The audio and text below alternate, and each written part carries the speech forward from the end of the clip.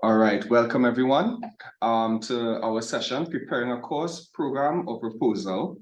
Program or course proposal at the UWI. This is the first part of a two-part series, all right, on the same name. And just to give you an overview of the structure of both sessions, this particular session, part one, we're gonna look at a couple different things, mainly the course proposal template, right? I don't know how many of you may have gotten it yet, but for this particular session especially, you're gonna need the course proposal template. Does everyone have that or no? If not, I can share this. Yeah, okay, great. So that's that, and I'll share this still. A couple resources that will be of use to you. So I'm sharing this now, the first one. And if you go to that link, it's going to take you to the site where you can, if you happen to lose the template or you need some guidelines or, you know, not just on course proposals, but other things as well, that will certainly help you. All right. So this particular part one, we're gonna look at the components of the course proposal template, and you're going to fill it out, complete it incrementally. In part two of this workshop, of this webinar series, we're going to look at different entities. So in addition to CTL, we're going to have other entities share and present and answer questions on what they look for. So for example, you're going to have someone from the Quality Assurance Unit. We're going to have someone from the bursary. We're going to have someone from the library, because these are some of the different entities that are part of the review process, and they determine their approvals are necessary before it could go to academic boards and all these other executive, if you want to call it executive management, or entities that are part of the course or program proposal process. Now I have a quick icebreaker. Let me just see the chart. I see we have, hi Randy. Randy, welcome, Randy. He's part of the CTL team. And I'm going to make Randy, I'm going to make you a co-host, so you could also allow persons in and, you know, team, right?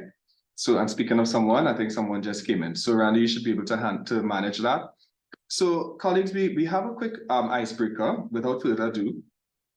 We have a quick icebreaker that I think you're gonna like this one. All right, let me just get to that particular page. Now, in this particular activity, what you're gonna do is solve the connecting parts. So it's a puzzle, as I think most of you might know what a puzzle looks like, and it's in front of you. And what you're gonna do is help to solve this. Let me just shift things around so I can see what's going on. And so good, you should be able to see that. And yeah, so I'm gonna make it a little easier for you. Know it's a timed event, all right? And I'm gonna shift things around a bit so you can see the different parts of the puzzle. Let me bring this across here. We have at least 10 pieces in this particular puzzle. So I'm just gonna space them out for you. And you can tell me where to put the different parts. So anyone wants to go first? Go right ahead, I'm here. Hi, I think general, which says the title of the program course, will go to the extreme top left of the corner. Which one is that? Sorry, general? The title of the course or program. This one, yes. Good. Okay, I like where you're going with it. Yes, and then the next one is sequence of this to the right of that will go next. Okay. Nice, that's a good match. And then basic design. Second one, yes, second one, that will go. Nice. Then the third, middle one from the right, that will go the top. Next, description. Okay. Right. And Mm-hmm. No, under content. Content Content. modules goes below Right. description. Right, under description, content The modules. content will go to the, yes, Content. under Sorry, can you say description. that Yeah. again? Content Content modules. modules, right. Uh-huh. Okay. Yes, it fits. Then references, probably References, probably where? under Right. content Content module. module. Okay. Nice, it fits. Once you hear that click, it fits.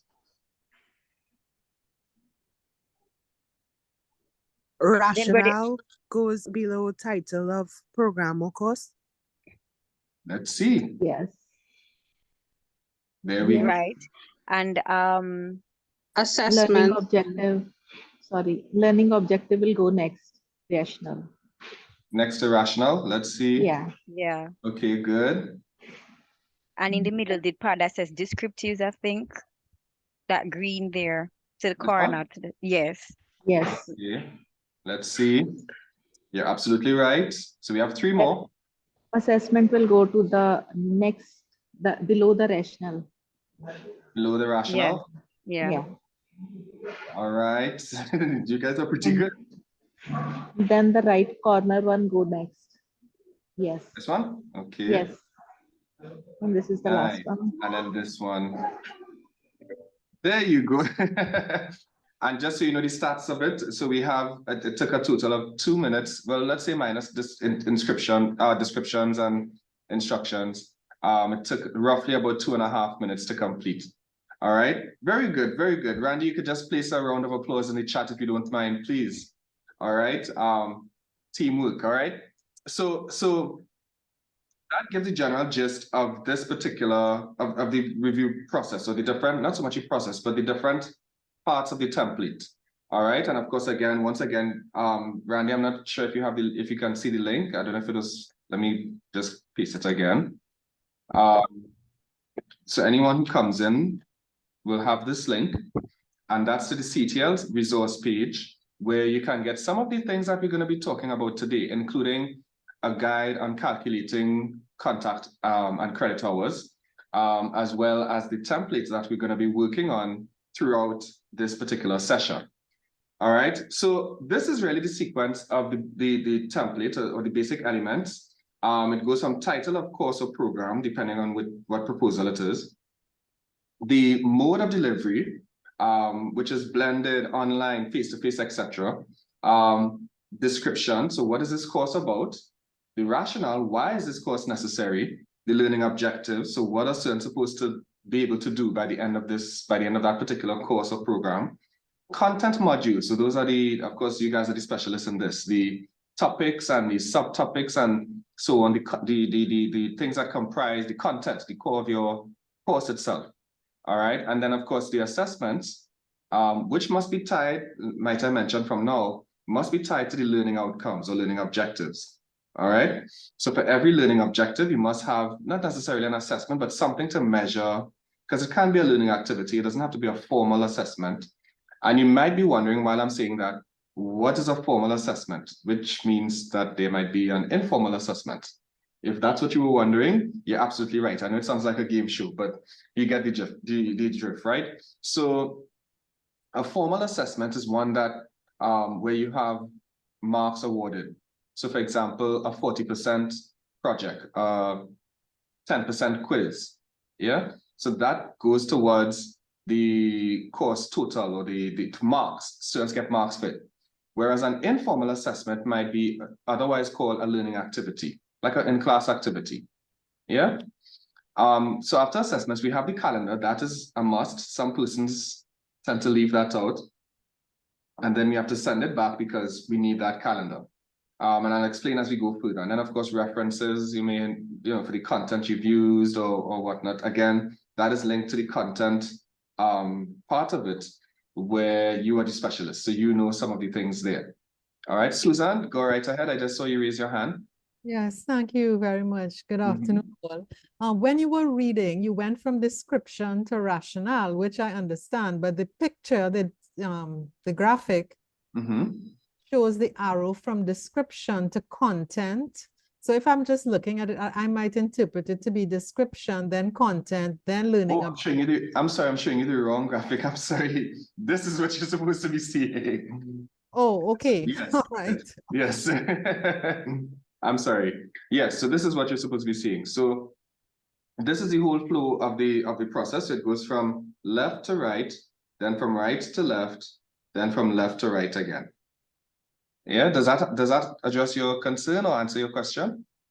Yes, because when you read it as what I'm seeing now, but Yeah. the graphic show, yes. So I was just forgot to switch asking, it. yes. Yeah, I forgot to switch back the screen. So my bad.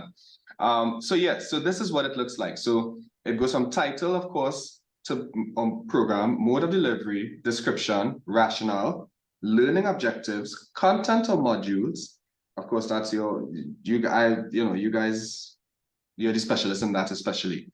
And when it comes to the CTL, we don't necessarily tell you what content to include or not include, because you're the specialist in that. That's, right up your alley.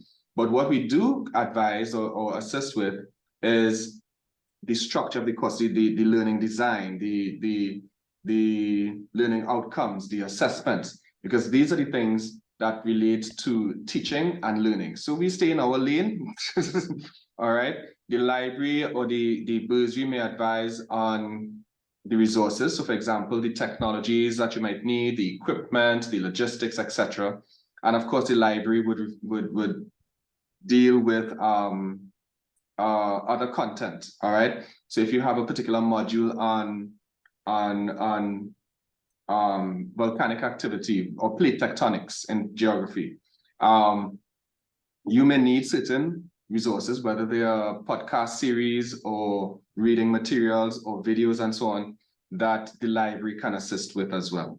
All right, or publications of all types.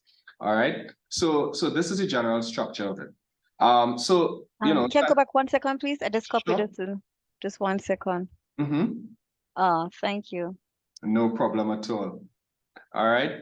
So what are we going to do by the end of this particular session? So we're going to be able to identify the steps in the process, which it seems very convoluted, but I tried to break it down in different, segments. So we try to make sense of it. All right. And then we're going to look at the different components of the course design approval template, which we've kind of done an overview of. And then we'll go into more detail in that. And then we're going to use this along the way. We're going to use that same template to design our course proposal. All right. So along the way, I'm going to give you like about 2 minutes, 3 minutes or whatnot to insert in the template that you've downloaded using that link that we just provided. All right, the resource link. So, and then of course, with everything, we're going to make sure it all aligns. Alignment meaning that everything feeds into each other, that one part doesn't stick out as an unnecessary part. And, we're going to help each other design some of the best course outlines that we can. So when we think of a program versus a course proposal, what is the difference? Anybody, I think it's kind of obvious, but anybody wants to share some of the differences between the two? Let me call some names. Roger, do you want to chime in? You can use the chat or you can use your mic. Well, I imagine a program would be a group of courses, a larger group of courses, and a course would be just a specific part of a program. Right, you're absolutely right. And what are some of the, to you or anybody else, what are some of the, with that general difference, what are some of the implications of those? So for example, I'm assuming resources might be different, yeah? Human resources. Anybody else? Right. So Pradeep said, course is part of a program. Absolutely right.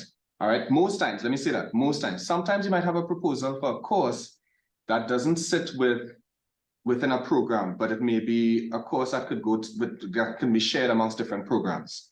Yeah. Sherilyn said a program also leads to certification, influences, right? Good. Yes, that is true. That is true. All right. At least in our context. A program may have multiple persons as teachers or teaching assistants and instructors and so on, whereas a program may just have one or two. Sorry, a course may just have one or two. Obviously, the financial requirements of a program will be much more demanding than, let's say, a course. I know we have Darren here. Not so, Darren, do you want to chime in as far as that is concerned? The resident economist. No, what was that? What was the question again? Sorry, I missed it. So the differences or the implications between a program and a course, and I guess you could share, if possible, from a, let's say, a financial side of it. Perhaps. I'm sure Darren from one is more headache and one is less headache, but no, but I think in general how would I say? What? Sorry, Justin. I'm sorry. To be honest, I was actually no. You didn't catch me off guard. I was trying to do some calculations here to pass these students. But no, the course outline and the course proposal in general, and to me, in a general sense, from the delivery perspective, well, one can't go without the other based on my experience. But I think the course proposal is really and truly dealing with the content, and the program proposal is dealing with the general structure of the program, of the programs offered within your department. And the program can take the form of, well, the course is specific to that course that you may want to introduce or revise. And the program may be a means to enhance the offerings in the department by way of a new minor or so. But particularly for me, in the case of a minor, seems to be more beneficial than actually a new course in terms of bolstering numbers in the programs. Yeah, I like what you said there, Darren, particularly with well, several things you said. I like that what you mentioned, you highlight that you could take several, let's say, existing courses, all right, and make it into a program, let's say a minor, right? They could be new or existing courses or amended courses, and you could fold them into a program proposal, yeah? So that also works. So, you know, sometimes the easiest, you could look at the low-hanging fruits and look at what's there. That's the first thing you probably want to do, and see how you can use or integrate what's there with what you want to do new, yeah? That definitely helps.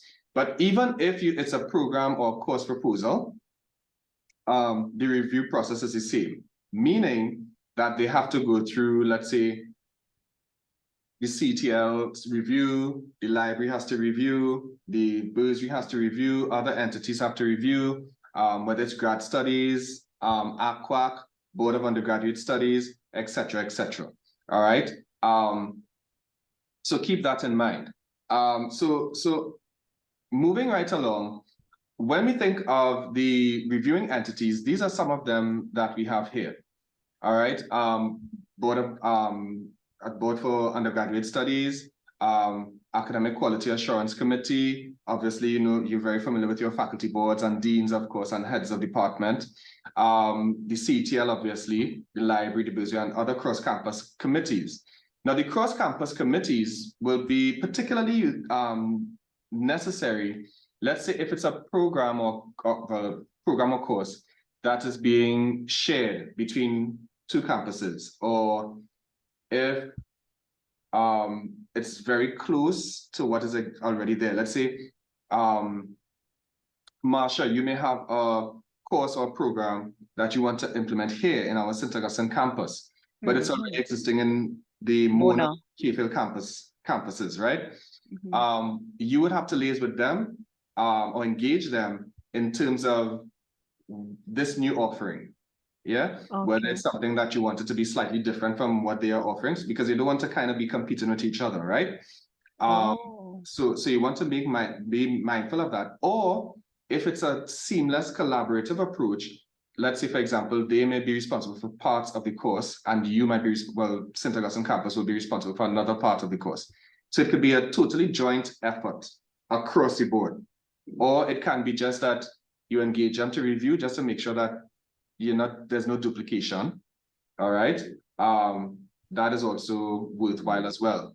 All right. Some of you may have had that experience in terms of having to engage cross-campus committees or other committees across the different campuses before getting approval for your particular proposal. All right. Now, when you think of the process, it's, I don't want to say simple. Okay, we have something in the chat. Let me see. Kyra. Sorry, did I pronounce it right? Kiara or Kyra? Kiara. There we go. I know, right, it's good.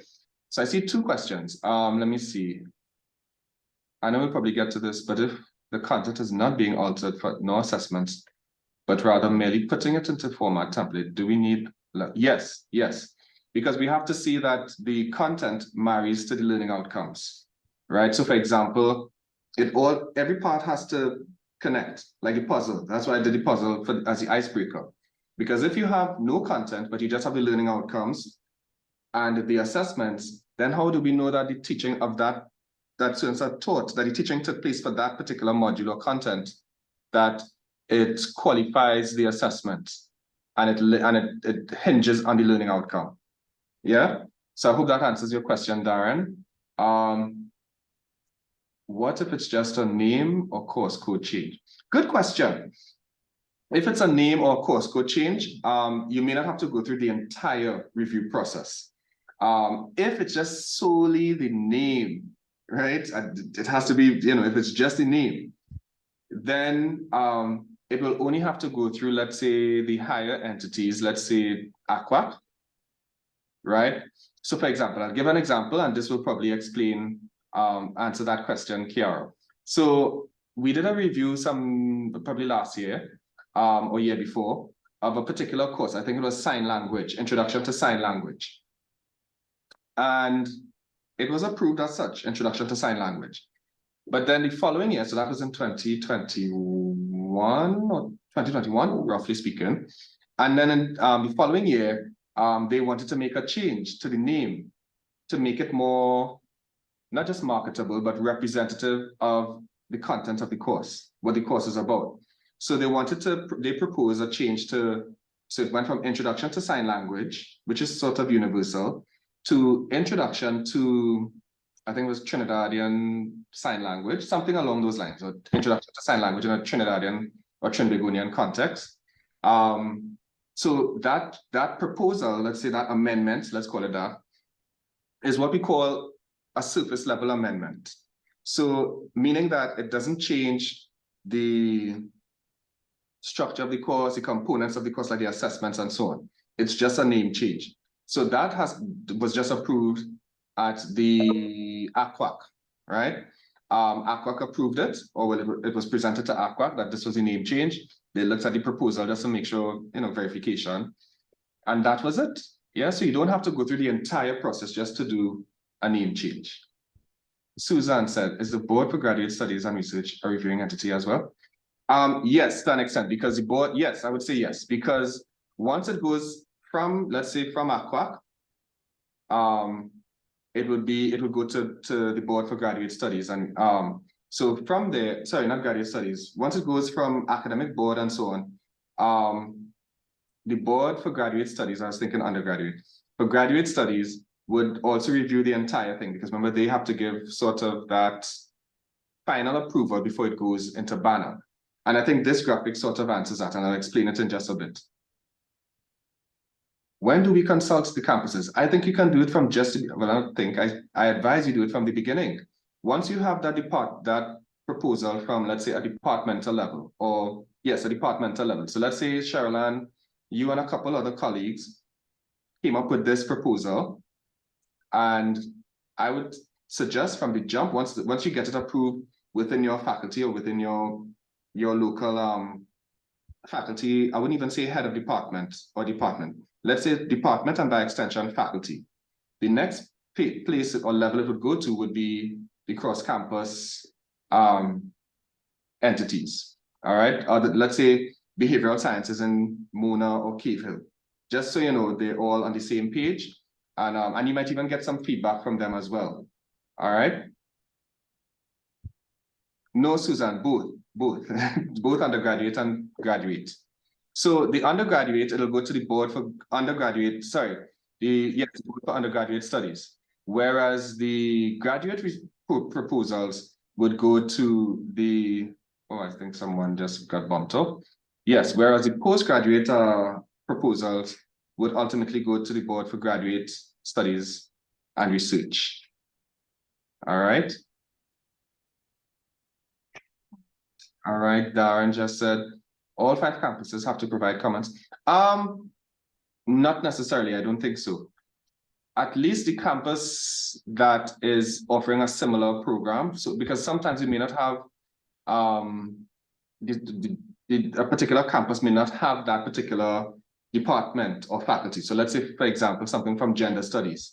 Other campuses may not have that, but they may have something that hinges on that. So you just want to make sure you cross your T's and dot your I's, you know, because you don't want that it goes to ACWAC and then ACWAC says that, but wait, K-Field campus is offering this, so you need to liaise with them, and then you have to go back to the drawing board and it delays the process. So that's why I'm suggesting you do it as early as possible. And you incorporate, if they have feedback to give, you incorporate it. If not, if, you know, whatever it might be, you could adjust the suit, and then it can go to, let's say, the CTL, the library, etc., etc. No, not at all, 5 islands. Yes, all right. All right, so going back to the graphic now, you notice what we have here so far, the faculty board. Now, this is the first level of approvals, all right? Like I mentioned, let's say Sherilyn had a proposal for dinner mints, a course on dinner mints. And Sherilyn did this within her proposal, did this proposal within her department. Her department then offers it to, let's say, the overarching faculty, all right? The faculty board at that level will review. So there's normally what we call a faculty curriculum committee, for example. They may review. Sometimes they may have a subcommittee for blended or online offerings and so on. But within the faculty is where you get that first level review or approval. So the faculty has to agree on it. Now, if you look at the graphic, Sherilyn, you would see intra and cross-campus review through academic administrative officer, etc., etc. So right here with number 6, 5 into 6. So from the faculty board, as I said earlier, so once the faculty reviews and they are pretty good with it, then it goes cross-campus entities we see here. All right. And along the way, you may want to get some guidance from the CTL and other entities, just so you know you get some guidance and you're on the right track. All right. Once it goes through you get feedback from the other campuses, the faculty board may want to review it if it's significant changes or not. All right. But at the faculty level, the course must be agreed upon, or the proposal, whether it's a course or program. Yeah. Any questions on that? Go ahead. Apologize, sorry about that. No problem. Oh, no question. Oh, okay, sorry. All right. So once it's approved at the faculty level, so remember that's your most immediate, the department/faculty level. The next level, it'll go to the CTL, the library, the bursary. Now, I recommend that you do that at the same time. Don't go to the library and then wait for the library to give feedback, and then from that you go to CTL, and no, because it's going to take very long. So what I recommend is send it at the same time to the CTL, the library, the Alma Jordan Library, the bursary, and I can't remember the other entities right now, but those are the main persons you want to get that approval from. All right. Now, once you go through the CTL, if it's a blended or online offering, you will be advised whether, you know, to engage SITS to a certain extent. SITS doesn't review or approve, but they would need to provide technical support or confirm the technical infrastructure to facilitate that technology integration or technology mediated offering. Yeah. So once it goes to the CTL and so on, and you get that feedback and it's approved and so on by the different entities, CTL, library, bursary, etc., then it goes back to, let's say, the faculty. So they do you combine everything and then submit it to ACWAC, right? The Academic Quality Assurance Committee. So you see, just to give you an idea of where we're at in this process, this flow chart, we're here, right? So we went from faculty board, which is here, right? It's approved there, and then we went to external to the faculty, which would include CTL and the library. I think you could see my cursor, right? And then from there, it goes back to the faculty to, make changes, etc. And then it goes to ACWAC, if it's an undergraduate course or program. If it's a graduate program or course, it goes to graduate studies and research. Right? So that's that. Now, either way, it would be included in academic board, all right?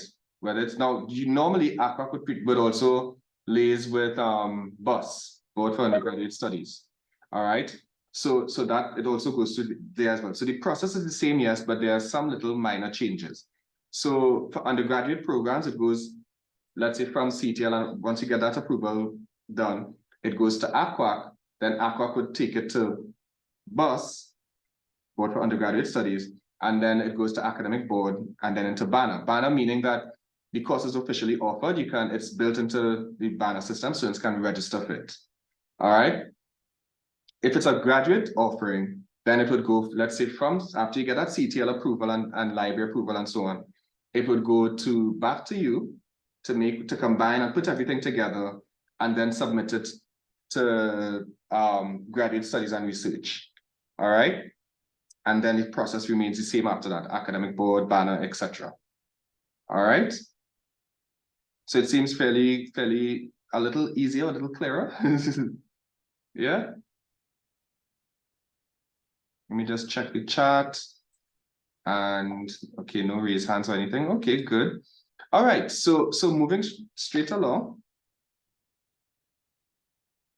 Oh, I just included some arrows to kind of show you the way. So the first part, of course, is that first arrow, right? That's within the faculty. Then after that, you think of the CTL and other entities, CTL, library, bursary, etc.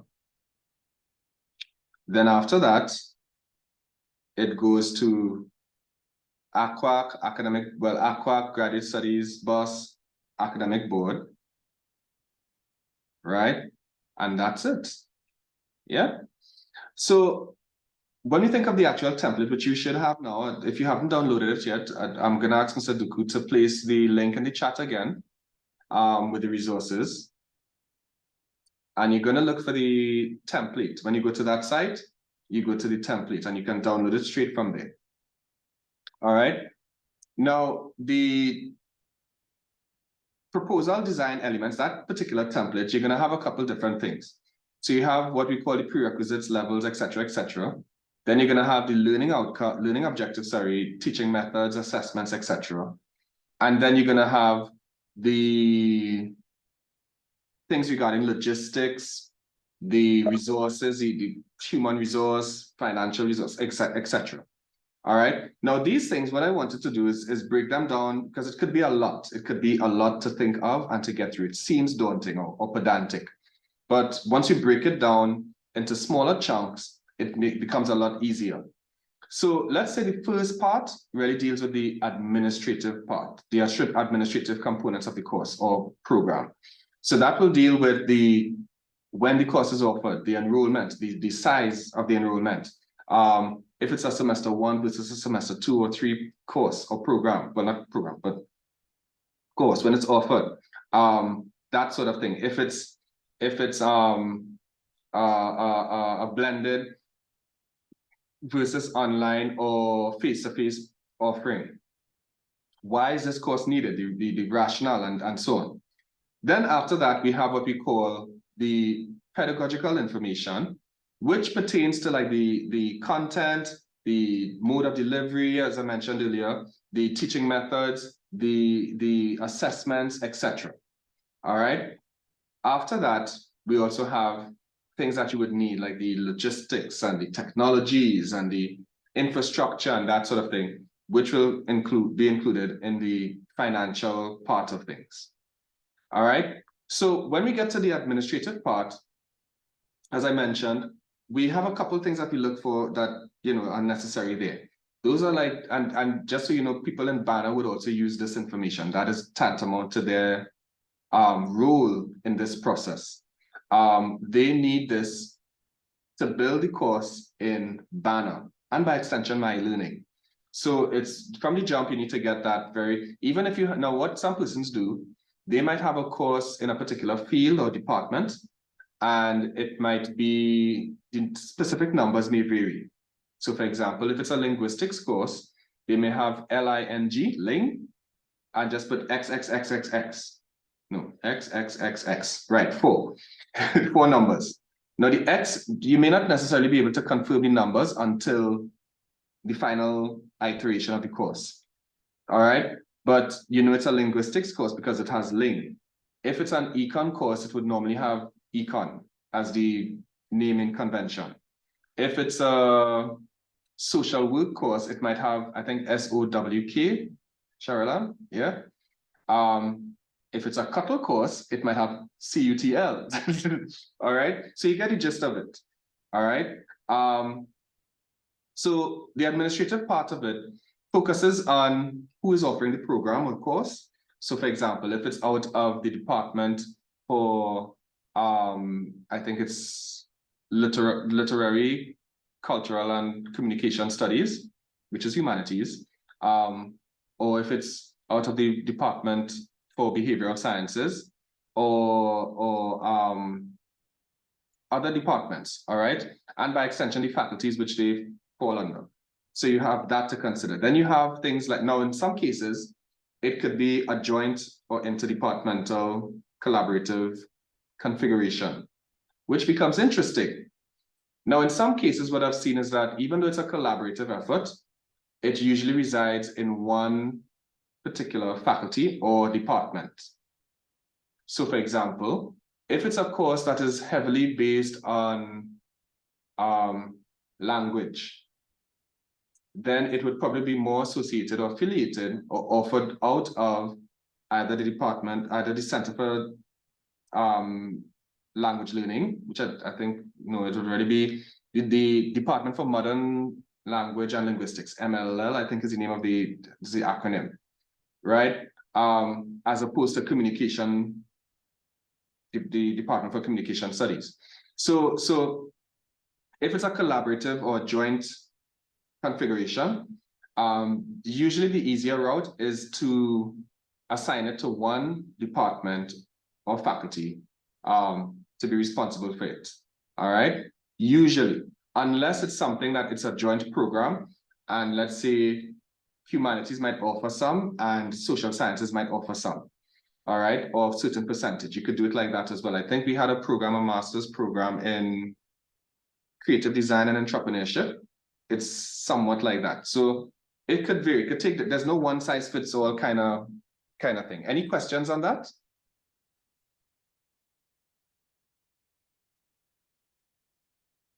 No? Okay, I guess you guys are pretty quiet. Then you need to decide if it's a first year course, final year course. Just let me interrupt you. Just one thing. Remember, I had that challenge because we wanted to do an interdepartmental course between social work and management.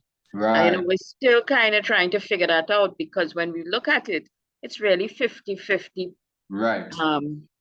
So social entrepreneurship is really a 50-50 kind of percentage shared. So I think we're still trying to figure that out. Right. What we can do, what I would suggest is if it's really split 50-50, there are a couple ways, avenues you could go to clarify that. And I think when we had that conversation, I was suggesting that as well. If you talk to Banner, is it not Sharon? I can't remember her name right now. Randy, do you remember who we worked with as well for our CUTL program from Banner Administration? Her name slips me right now, but if Randy, you could just... Sonia Nus. She's very helpful with that because she builds it into Banner and all that stuff as well. So clarification is necessary on her side. But you can also liaise with reviewing entities. So for example, or approval entities. So for example, ACWAC, if the need arises that, on paper, it's split 50-50. It can be, how to say it, something to clarify in that ACWAC meeting, because you're going to have different persons who will break it down and suggest or recommend that, okay, it's more aligned with social work, or it's more aligned with management, that kind of thing. So don't make it too much of a problem now. The main thing is to get the proposal approved, right? If it becomes more of a problem later, so for now you could put both entities. So social work slash, I can't remember the other department you mentioned. Management studies. Management studies. So you could put that for now. And when it is when it gets to ACWAC, then it will just be a little matter for ratification, for example, that okay, it's understood that it's going to be offered, or you get that clarification and confirmation that it's a social work offering or a management studies offering. All right, because what they would also look at is not just the content in terms of the structure of the course or program, but also the human resources, who is going to be teaching more of it. Is it persons from management studies, and if it's split down the line, even in that regard, those are things that they would consider as well. Yeah. Does that help, Charlotte? Yes, tremendously. Thanks a lot for that. No problem at all. But right now, it's just to get the main content of the proposal approved. So use the slash for now between the two departments, and later on it could be clarified as to where should it come from. All right. Then the next thing, if it's a course, is it a core or elective or co-curricular? Is it, that kind of thing? If it's part of a major or a minor program, the credits, and you see in that same link I shared with you earlier, calculation of credit hours and so on. That is a big help, and that sort of thing. Any questions on what we have here so far? No? We're good? Okay, moving straight along. All right, so this is what the first part of the template looks like, and you probably see it on your side as well, if you've downloaded the document. And what you can do here, because we're going to be filling it in bit by bit, so you can put in the faculty, and so example in your context, in your case, Sherilyn, you might put in both schools or departments, right? We know that. The course code and title, what I suggest is you put the proposed title, because the proposed title, sometimes ACWAC or one of the other entities may change it or tweak it a little bit, but that is perfectly fine. The course code you may not know until closer to the end of the process. But you can definitely put, let's say if it's a course, you put LING, you put SOWK, if it's a course proposal, right? The prerequisites, co-requisites, and anti-requisites, these are, I wouldn't say they're mandatory per se, or they're optional, sorry, but what courses do students need to do before enrolling in your course? Sorry, what is anti-requisites? Right, so I'm getting to that. So that's the prerequisites. The co-requisites may be what students may need to do, let's say, while doing your course. So for example, if I need to do a foundation course, do I need to do that? Well, I would probably need to do that before I engage in doing the course. Or it could be, let's say if I wanted to do, what is a good example? The way we did A-levels, right? Some of us had to do A-levels before we got into UE. And so that would have been a prerequisite, and you would have different prerequisites for your particular course or program. And whether it's the subjects that students needed to do, et cetera, et cetera, et cetera. All right. And then we have co-requisites. Now, co-requisites are courses that you could do at the same time. So for example, if I wanted to do two courses that sort of related, but I'm doing it at the same semester, during the same semester. That's perfectly fine as well. That's what you would call a co-requisite, right? I can't think of an example right now, but let's say 2 foundation courses at the I same. have an example, Justin. Go right ahead. So in the social work program, our students go on practicum, which would be, let's say SOWK 2008. Right. But they must take the theory-based course at the same time or the same semester in which they would be taking the practicum course, because what they learn in the theory class would be important in terms of their application of that into the practical. So the students are advised that they must take those 2 courses together. And if for any reason they cannot complete one, they need to drop both of them. Right. That's a good example. That's a good example. Thank you so much for that, Cheryl. I must make a note of that. So I'll refer to that as for future advising on these things. All right. So that's a perfect example of a co-requisite. The anti-requisite would be 2 courses. Now they're very close, but 2 courses that are very much alike or overlap substantively. All right. But these courses usually cannot be done for credit. So in other words, you know, there are some courses that are very much alike. All right, let's give a drastic example. Our campus, St. Augustine campus, might offer introduction to language, right, as a linguistics course. But then Mona might have a similar course and the content is almost the same. All right, the same thing, same phonetics, phonology, morphology, syntax, etc. Same thing. All right. Those courses usually cannot be taken for credit. You may probably only be able to do 1. Yeah. So in other words, if you did that course, you may not be able to do this course. So it's an either or situation, because they kind of cancel out each other. That you think of anti-requisites, they kind of, yeah. Does that make sense? It does. I guess Right. that's a new concept, but it does. Yeah, well, not too new, but it's just a way, because remember, think of it from a student side. If I did course A that was on all this content, and I see course B with the same content, then I would probably want to do it because, well, thinking as a student who wants to get through the system fast, then you try to do it, but the learning and the quality of the degree is compromised because you kind of did 2 of the same courses, so that you're getting credit for. So it is a good way to avoid that and to ensure that there's rigor and quality in your offering. All right. So I'm gonna ask you at this point, it shouldn't take too long, just a minute or 2 to insert the name. And even if you're gonna make up a course now, that is perfectly fine. Insert the course title, a working title. The code is kind of, you don't have to fuss too much about that.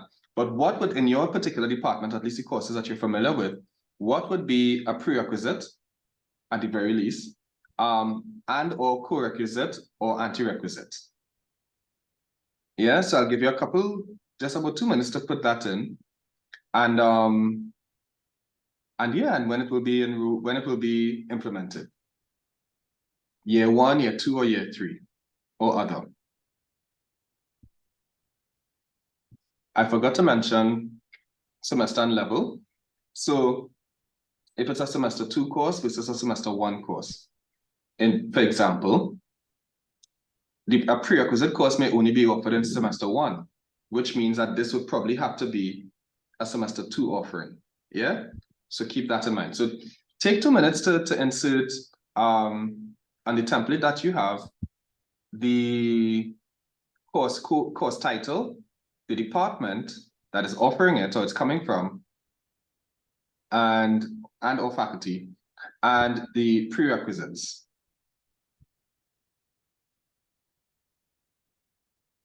You may also want to identify if it's a core course in the program, if it's an elective course, or if it's a co-curricular course. Oh, let me ask a question. Can I ask a question, please? Sure, you go right ahead. So I'm thinking of this as this anti-requisite because I'm all into research. And when you do research, sometimes courses overlap in but they all extend. So maybe a section of the curriculum is similar, but that's not really anti-requisite, is it? No, usually it's the whole course. It's So a whole course. yeah. It's almost like a Because duplication, which that's why it's like it's not necessary that you have to fill that part out unless there's a intentional or some extenuating circumstances. Let's say it like that. But there are courses that may overlap in, let's say, one module may have similar content or similar components. All right, and that's perfectly fine. That's okay. But the whole course can't be exactly the same. Yeah. Okay. So let's say education. Suzanne, a lot of courses may have some in education, that is, may have some module or some sub-module or unit on, well, I don't want to talk about, Suzanne, could you elaborate? And let's say in your experience, have you seen where courses have similar content or modules? Could you explain? Well, I can't say in education similar content because they would be at various levels. So while the topic might be the same, so for example, we might have cultural diversity, citizenship and schooling 1 and cultural diversity, citizenship and schooling 2. One might be a prerequisite for the other. It's the same title, would address similar issues, but at a different level. Right. You know? So I don't know that would fall under that won't be anti-requisite. No, it would be prerequisites. Yes, it would be prerequisite. But I could see, for example, we might have had a course in the B.Ed, which was like basic concepts in science. Right. Way back, right? And that would have been for teachers who did not have a very strong background, let's say, in science. Right. So you would not expect that someone who is in year 3 chemistry or biology and in the faculty of science and technology, you know, so that might be an anti-requisite for those persons, you know. So yeah, because then that would be very basic for them, you know. Exactly. Yes. So sorry, so that was a Cheryl, right? That was a speaking? No, that was Suzanne. Suzanne, oh, Cheryl, and his hand is up. Cheryl, can I beg you, skip, please? No, you go ahead. All right, thank you so much. So I just wanted to say, clarify, because in sociology, for example, you do SY16C, which is basic statistics, just learning the concepts of statistics. Then you do SY22G, which is learning statistics, the advanced level to the 16C, but you're learning it with SPSS program and you get data sets to work with in group and then individually. Then you will have SY22D, which is survey design, where you conduct the survey and input it into SPSS. So you're using back the SPSS knowledge. Right. Then you have SY22K, which is called statistical computing, where you come in groups, you just get data sets. Now you're not learning any stats, you just get a data set. And this one is usually the last one that is done. And you work in groups on assessing a data set, and then you do an individual work. Right. So that's what I mean by overlap of content, because you're learning some of the same tests like Mann-Whitney, Critical Wallace, and ANOVA t-tests over and over again. By the time you reach 22D and 22K, you're not doing the computing, the calculations aspect, but you're doing over the same test, but you have to make your own decisions. Right. But so what it did there is, I'm assuming, would be at a different level. Correct? Because one is building, from what you said earlier, it's kind of building on each other, correct?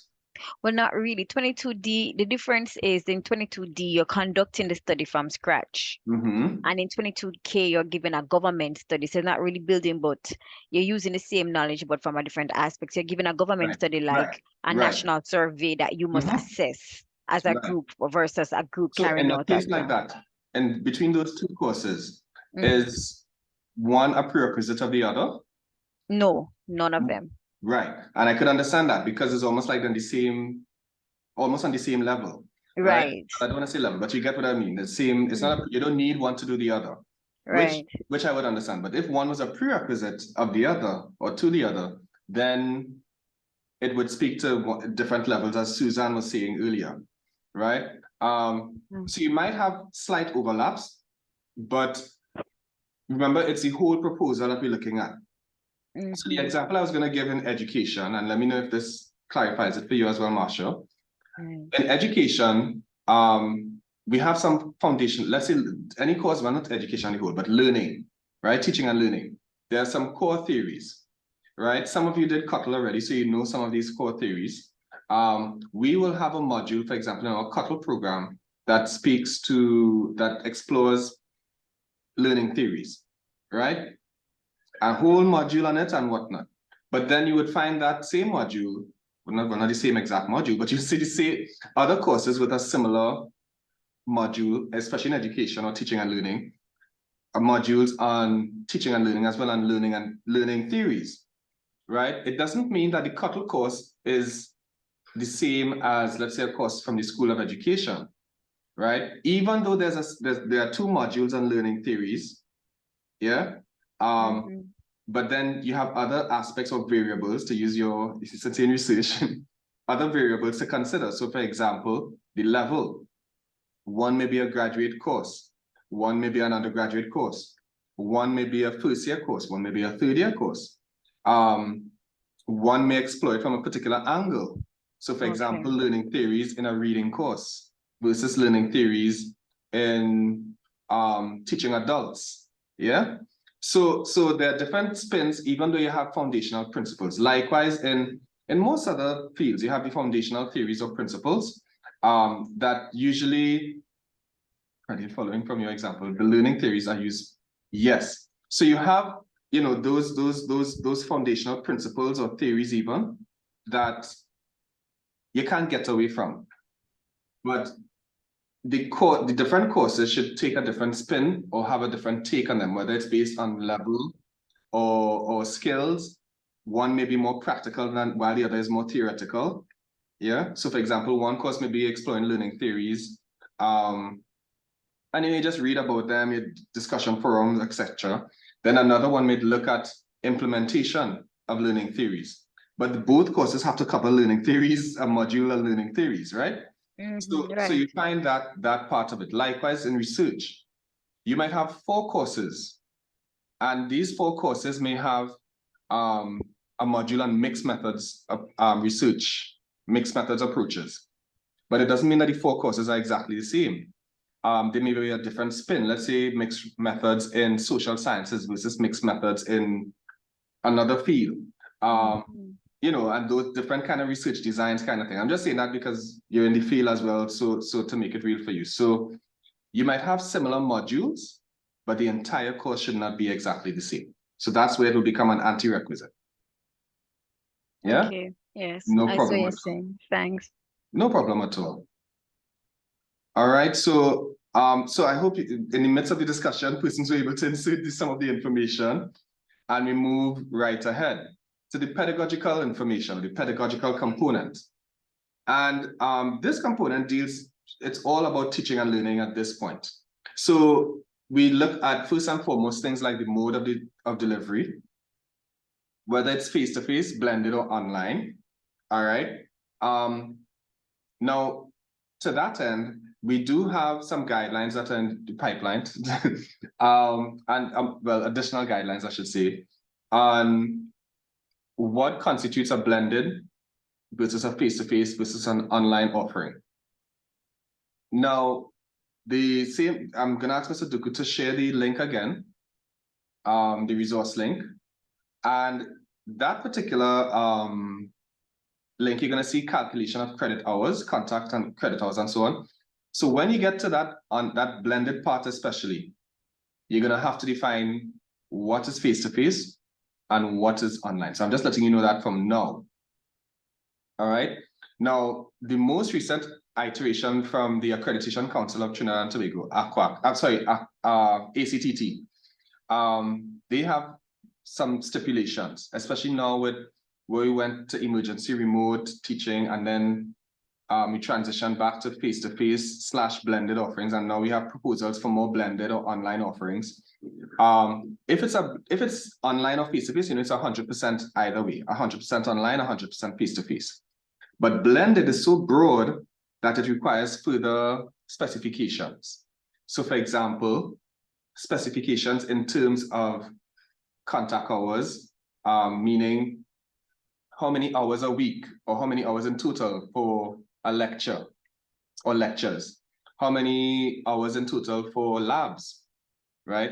What is the ratio of face-to-face and components versus online components?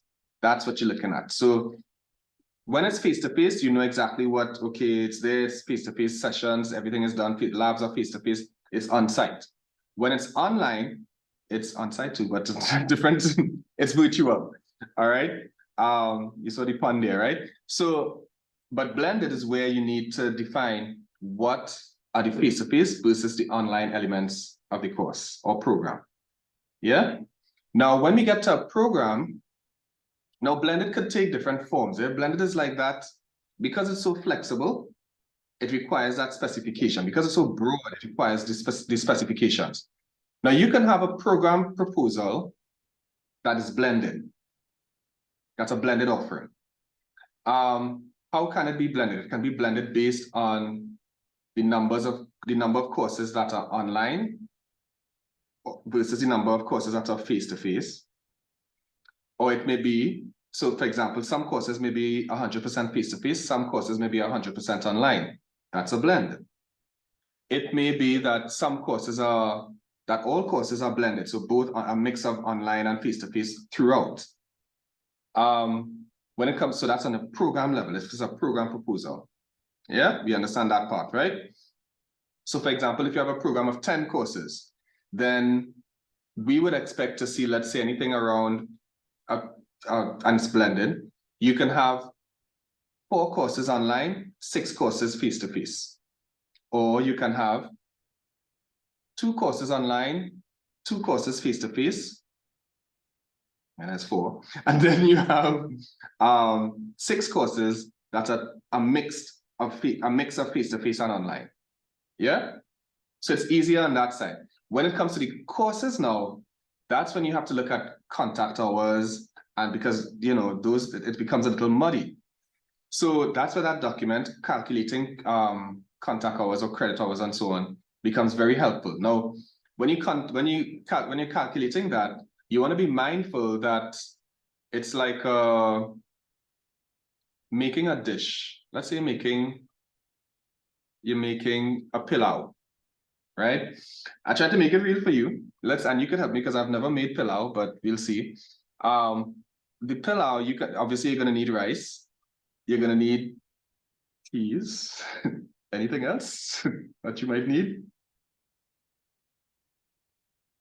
Sharolan, Marsha, Darren. We don't have pilau in Jamaica, but I guess chicken is in there.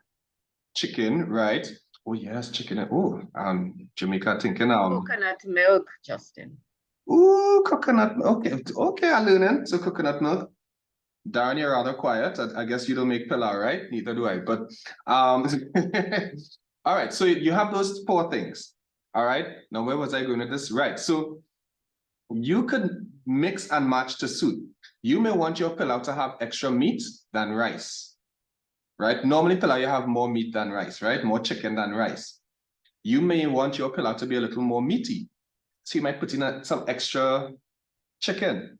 All right. Or you may want to make it seem a little more on the healthy side, so you might put some more peas in it, right? In Jamaica, I know you have, there's this rice that has, I think, red beans. Is it red bean rice? No, rice and peas with chicken. So right. We use kidney beans, yeah, it's red right. beans. That's what I was trying to get at. So you may want more, you want it to be more on the healthy side, so you may put more peas in the kidney beans.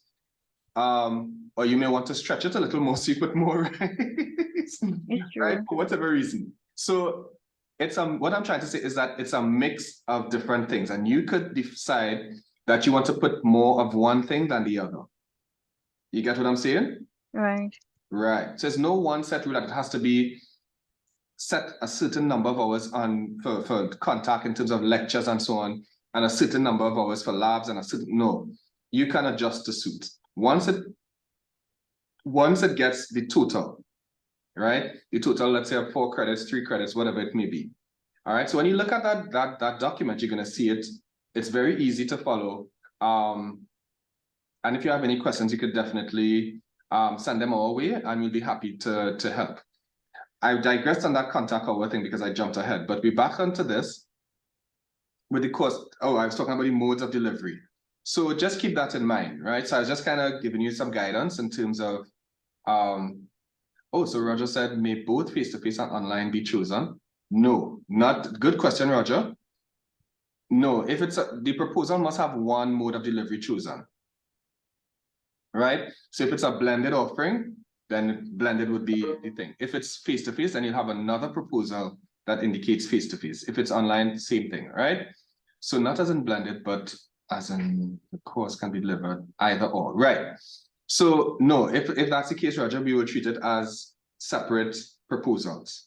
So it'll be a proposal because we have courses that have an online offering and a face-to-face offering. Like the course, sometimes it's the same course title, but you just have, let's say, face-to-face and online tagged at the end of the title. So that would be treated as two separate proposals. Yeah, because remember, when you get to the calendar and so on, you're gonna have to show how this course is face-to-face versus blended versus online. So it'll become a little muddy. So we treat them separately. Yeah. The course description. This, and I'll say, this doesn't have to be very long, right? I would suggest that you do no more than 2 paragraphs, 2 short paragraphs. That should suffice. You don't want to have I've seen instances where we have like a 2-page or, a very lengthy description.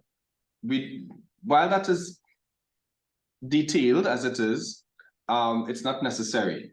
So I would recommend that you just put 2 paragraphs, 2 short paragraphs that identify, let's say, some of the general topics of the course or program. But let's speak about course in this instance. The general elements of the course, like the topics, some of the activities. It doesn't have to be specific, but so students may use discussion forums and participate in group activities and so on in exploring flooding and the impacts of flooding in the Caribbean and so on and so on. So it doesn't have to be too detailed. It's a general description. Remember, it says provide a brief description, right? So as much as you may want to provide a lot of details, it's just the salient points we need there. Now, what you also want to do is include how the course will be assessed. That's something that we see missing very often. And for those of you who had reviews with me, that's one of the things I pick out. You would see at the very top. Now, when I say identify the general assessments that comprise the course, you might see something like that. It's not that you have to go in detail like, okay, they will have a 40% quiz, a 20% essay, and a 40% exam. No, you don't have to do it like that, but you can say something along the lines of the course will be assessed, or students will be assessed by quizzes, essays, and group projects. Just given, you don't even have to give the weighting or the percentage of each, all right?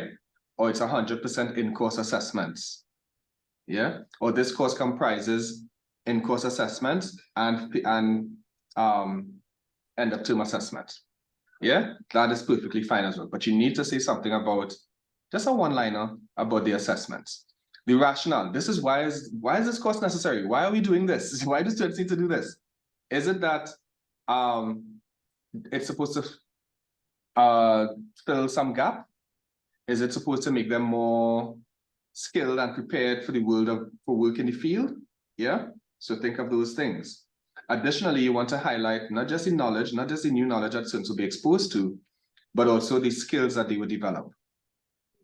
Yeah, so those things lend for a strong rationale. Any questions on what we've done so far? No?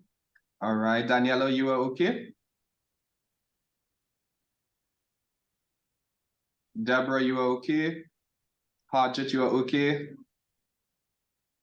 Okay, I see thumbs up, nice. Joy, Michelle, Niala, Satish, Yes, Fabiola's hand is up. Oh, Fabiola, go right ahead, please. Hi, good afternoon, everyone. I just have two questions. First one, referring back to the course description.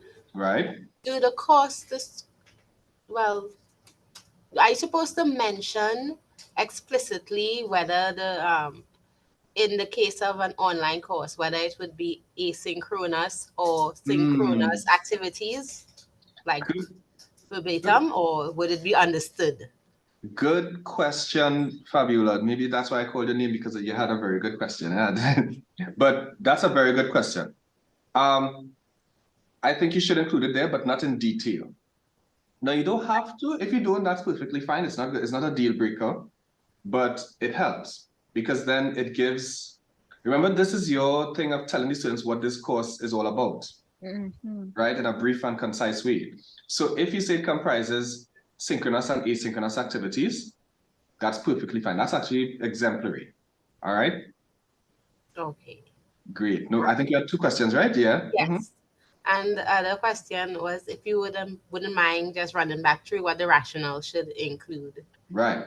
So the rationale, I just call them in point form, so it's easier to remember. So the rationale is, well, first of all, why is this course necessary? What is the so what factor for this course? What is the justification for including this course or offering this course? Right? If you want to use one word for it, let's say relevance. Right? So I would say 3 key words for the rationale: relevance. And included in relevance is like, why do this course? What gap is it filling? Does it help prepare students for more effectively for the world of work or work in the field? The second key word is knowledge. So what knowledge will students acquire by doing this particular course or program? The third key word is skill. This is the I don't want to say the trump the others, but it's the third important part of this. So what skills will students acquire by doing this particular course? Because knowledge is one thing, yeah, that's okay, but what will they be able to do? And think of it like when they go into the world of work. Most employers may, yeah, okay, you got a degree, so you know something, right? But what can you do? All right. So that's how, and that of course would feed into the quality of the degree that is being granted or acquired. Yeah. Does that answer your question? Yes. No problem at all. All right, so learning objectives. Now, I've gotten several questions about this. How many learning outcomes or objectives to include? I would say no more than 8, and 8 is a lot, but 8 to 10. All right. Remember, especially if it's a semester-long course, you're only seeing these students on average at least 3 hours for the entire week. And yes, asynchronous activities and so on, but you don't want to have learning outcomes or objectives that are not actionable or not measurable or not even practical within the time that you have with them. If it's a year-long course, you have more flexibility, yes. But if it's a semester-long course with just, let's say, about 12 to 13 weeks what you have with them, you're probably not going to cover all 10 or 8 learning outcomes. So I would recommend going just up to 8. And the next thing with the learning outcomes, so that's 1. The next thing, make sure you have that they are measurable. And we'll get into some things about learning outcomes just now. And make sure you have a range. And I'll explain that when we go to the next slide. I also want to say this, that one of our colleagues, Dr. Jones, Julia Jones, she did a couple workshops on learning outcomes, creating measurable or exemplary learning outcomes and so on. You might probably want to take a look at that. You can check our YouTube channel. It should be there. And yeah, that would be a good workshop to, the recording is there so you can see it to get a gist of some guidance on it. All right. And of course, the course content, which you're the masters of. All right. Now, when it comes to learning Sorry, I have these to emphasize the things. So when it comes to learning objectives, what are they? Well, simply put, they are the things that students need to be able to know or do or feel at the end of your particular course or program. Now, there are three different domains that we call them. So you have the cognitive domain, which is what they know, right? So that's the knowledge part of it, the cognitive side of it. Then you have what they feel. So if they appreciate, well, I wouldn't say that you should say by the end of this course, students should appreciate. No, that's not measurable. But there are different ways in which appreciation is measured. So for example, if they have to praise or justify something, yeah, or defend something, that is part of appreciation. That is part of the affective side of it. All right. The next part is what can they do? Remember I mentioned that earlier. So what skills do they develop from your particular course? Yeah. Are they computer skills? Are they emotional intelligence skills? Are they, yes, Cheryl. All right. Not a problem. Are they, and hopefully it was beneficial to you, Cheryl, thus far. So what are the skills they will be able to do? So keep that in mind. All right. Now, your whole, the whole experience in your particular course are comprised of those three domains: what they know, what they can do, what they feel. So do they fall in love with the field? Like I remember I was not good at math, right? Mathematics, but by the time I think I feel it, actually, I knew I feel it the first time around. But when I passed it, I started to like maths a little more, which was weird to me. But the persons who are good with numbers, I still respect you. That takes a certain level of patience and skill and so on. So, but I'm just saying that I started to appreciate maths a lot more after a while. So it wasn't just what I could do. Yes, I passed it and whatnot. Yes, I know a couple of things about it, but the way I feel about it is same thing with geography. I know a lot of geography. I studied it and whatnot, but it's not just what I know about it and what I can do. So I could look at the cloud coverage and look at the soil and whatnot, or the drainage patterns and so on. But I also appreciate it. I also feel I love it. Yeah. So that's when you have the full learning experience. All right.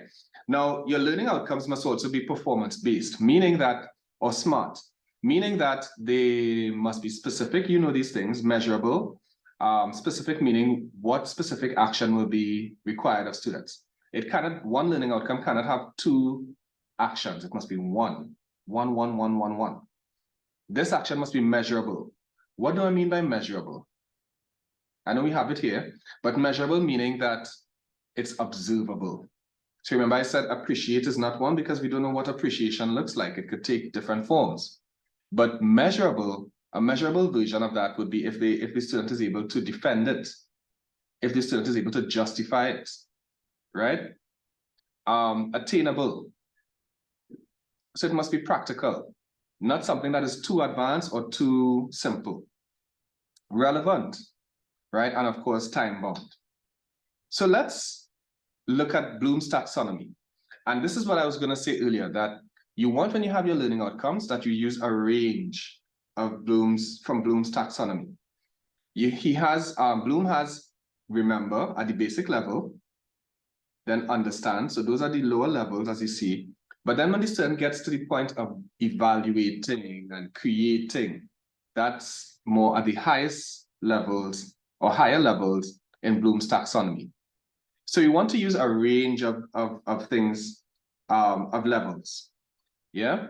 Now, for each level, Bloom has verbs, and this is just I'm trying to break it down as well for you, right?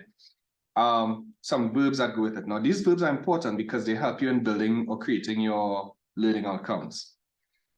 So one course proposal may have, by the end of this course, students may be able to identify the different components of the hydrological cycle. right? Let me ask, just for time's sake, let me ask a couple of you to provide an example. You can type it in the chat. I'll ask Deborah, how are you? Could you provide me with one example of a learning outcome that we can use some of the words from here at the different levels? Deborah? All right, so I see we have in the chat. Okay, yeah, you could go ahead and type. You could go ahead and type, and I can give you feedback on that. Avalon, do you want to take a shot at it?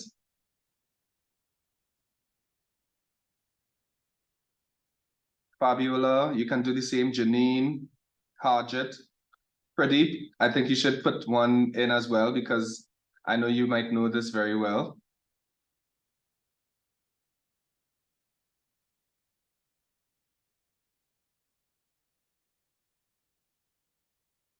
No problem. Hi. Mm-hmm. Sorry to interject. Is it that you're sharing an image with the rest of us? Because I am not seeing anything. Yeah, my PowerPoint. Is everyone see my PowerPoint?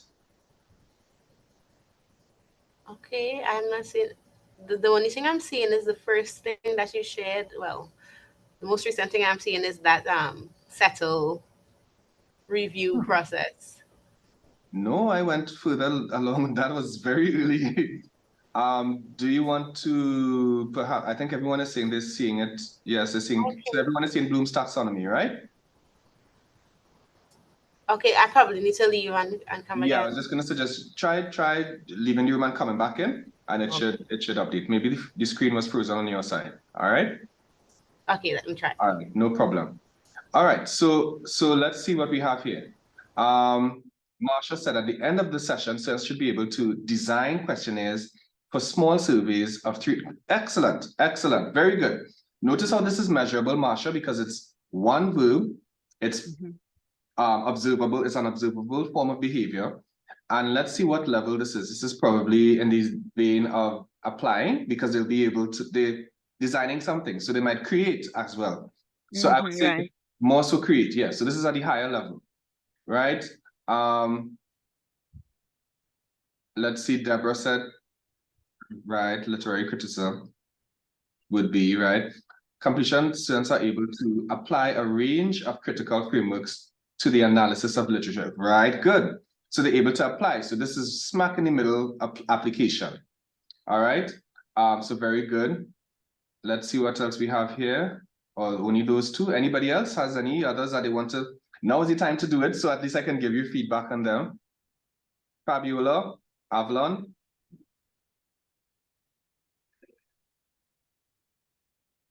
Michelle, Niala, Roger, Tamika. Okay, so we have here, Pradeep says, apply a variety of theories, models, strategies, and approaches to teaching and assessment appropriate for young children and early adolescents. Okay, yes, I understand what you're saying there. All right, so you're looking at application as well. So so what you're looking at is at application. If you pull out the keywords, application, learning theories, models, strategies to teaching and assessment and young children. So you give a complete learning outcome. All right, that's a good example there, Pradeep. Thank you so much for that.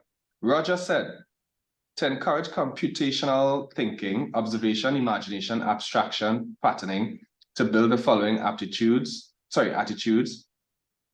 confidence in dealing with complexity, persistence, tolerance for ambiguity, ability to deal with open-ended problems. Right. So I like this example, Roger. And let's see if we could fix this for you, right? So this may not be as measurable, all right? And I'll tell you why, because it's a little bit on the abstract side of things. So let's say, what does you want? So I would ask you, what do you want students to be able to do? Let's say with number 1, is there something in particular you wanted students to do? Or what tasks would students have to do to acquire this? They would have to use a set of coding skills to observe It's very hard to put into words right now. No, you Which go is ahead. probably I'm trying to the point. type while you talk, right? So you go ahead. Yes. Yes. So to observe what has been done and to iterate on it, or to innovate, come up with their own concepts, use their imagination, or in terms of abstraction, to not be able to see the problem clearly in front of them, to be able to take from one set of problems or one set of solutions and build their own, just like the puzzle that you had earlier. Put pieces together to solve their own problems based on that. Right. So while you were talking there, I was just typing what could be a possible learning outcome you may consider. So by the end of this course, students may use, and there was something you said and I didn't get at that point, by the end of this course, students may be able to use whatever it was in the observation, creation, and abstraction, well, you could fill in the other words, of problems and solutions in, I'm assuming, IT or programming or whatnot. Yeah. And let's say but computer. it's specific to using IT and coding in the art sphere. So creative coding. Right, creative coding. I like what you're doing with that. Right, so I'll put, and I'm gonna paste it. I'll just tweaking it so you'll see it in the chat in a bit. So by the end of this class or whatever, by the end of this course, students will be able to, right, use creative coding in the observation, creation, and abstraction of problems and solutions in anything in particular, in what? Well, of problems to find solutions or to present solutions to which pretty much any, they form a problem in the beginning and they find a solution for it using these steps. Right, but the problem is in what, in IT? No, it's you sit down and you think of a problem. So say there is on campus a certain need for information, and the student decides, okay, I'm going to develop a system creatively that's going to inform students that when you're on a certain location, this is where you get this type of information, or you know where to go to get a shuttle, or you know where to go, but doing it in a creative way. Right, okay. So one, just based on what you said, and it, of course we could tweak it further, but for now, I have used creative coding in the observation, creation, and abstraction of problems and solutions to various organizational needs and services. Right, So, yeah. So I'm gonna just, I'll just tag it to yours. Just paste that in there. And with the other part is where the second part with number 2 is where the skills and behaviors come in, where you don't give up easily. That persistence, that in trying to figure out how to solve the problem. Tolerance for ambiguity is where you're not so sure, but you're willing to think the problem through. Again, the ability to deal with open-ended problems. So I guess that all comes into what you have already spoken of. Right, or you can have a separate learning outcome for that, as you have 2 here. Students will engage in, you may consider, I'm just suggesting, you may consider, or students will, you could say students will apply, or students will engage in a process of, students will apply various processes in dealing with open-ended problems, or students will engage in, will apply the problem-solving process, creative problem-solving process, because I think that's what you, based on what you, it's about creative problem-solving, correct? Well, it's more applying computational thinking to a creative problem. Right. So, yeah. So you could use it like that. Now remember, this objective is not in a vacuum. It will be hinged on the other objective. So while the other one may speak more to IT, computer-based dimensions, this one will speak to more like creative problems. So you could do it like that, or you could combine it. That's what I'm saying. So students may engage, so by the end of this course, students will be able to use technological infrastructure in creative problem solving, right? Right. Or, you know, something along those lines, but it's just to make sure it's measurable, meaning that it's one action that they have to do per outcome. All right. Yeah, Let's see, Harjit, you have identified technical challenges and standards like IEEE and right, good. Oh, very good, Harjit. Nice, I like that. Give you a thumbs up there. Abiola said, explain the evolution and functioning of Caribbean regional integration and development. Nice, I like this as well. Very good. I'm trying to give a thumbs up, but it's, all right. Pradeep, the learning outcomes are more general compared to specific. Right, yes, yes. Michelle, at the end of this lesson, students will be able to identify secondary sources for research. Okay. It could be a little more specific, but that's okay. This will do as well. All right. Janine, students will be able to, right, okay. Students will be able to choose the appropriate language expression. Right, Janine, I know you have to leave now, but this is a good example here, right? But a good instance to tweak here.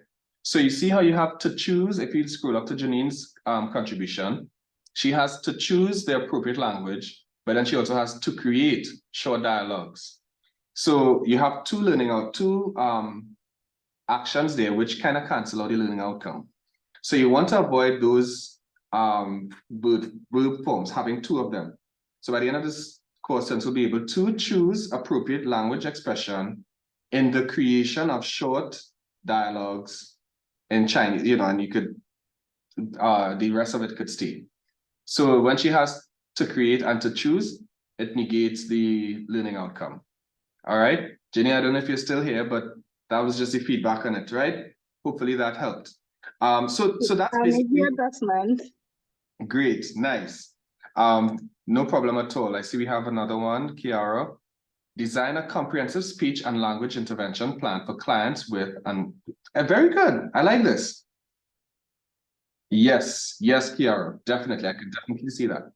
All right, and you might even have another learning LO that builds on that. They may have to assess. Assessment might be part of it as well. All right, so hopefully that helped. Yeah. All right, or evaluate. And you see where it goes now to the different levels. So they may be able to design, which is create, and they may also be able to evaluate, right, which would be the second level. Or they may be able to apply, or, you know, these different things. They may even be able to identify the components in assessing those platforms. So that's something you could use throughout the taxonomy for that. And that's the gist of it, that you want to use, especially if you have 6 to 8 learning outcomes, you want to use the range of the taxonomy. All right. Tamika said, analyze the local, national, and international responsibilities for risk. Yes, very good, Tamika. All right. Nice, nice, nice. I think we have another one. Yes, no problem at all. But that's what we're here for, to learn from each other. All right. So this is just a quick formula to start with the handle. By the end of this course, students will be able to. And one time you put in the verb, one verb per learning outcome. All right. And so one verb, one task, right? If you have multiple learning outcomes, you have multiple, you use a range from the taxonomy. And here are some examples. So let me, before I give you, I'll gloss over this because I have a little activity. All right, so this is a formula I normally suggest. Now, there are different models that you can follow, like the ABCD, there's that approach. I tend to use this just because it's easier for me. Handle, verb, time, context, that's it. So the handle is by the end of this learning, by the end of this course, etc., plus the verb, right? So identify, design, etc. By, which is the time, and the context, and they could be kind of folded into one. All right, context does not have to be by a particular time, but it could be in creative problem solving, as we looked at just now. All right. So let's do this activity very quick. By the end of this module, of course, participants will be able to identify the steps in saving a Word document to a PDF. Is this measurable, or is it Is it a poorly structured learning outcome? You can I think it's measurable. You think it's measurable? Let's see. You're absolutely right. It's measurable. All right. Why do you think it was measurable? Because you can assess whether or not the students can identify all the steps in saving a Word document, because there are not an infinite number of steps in saving a Word document. It's about 1, 2, 3, 4, ABCD. Yeah. Nice. Very good. Nice. Next one. By the end of this course or modules, participants will be able to understand the consequences of formatting a flash drive. Is this measurable or exemplary or not?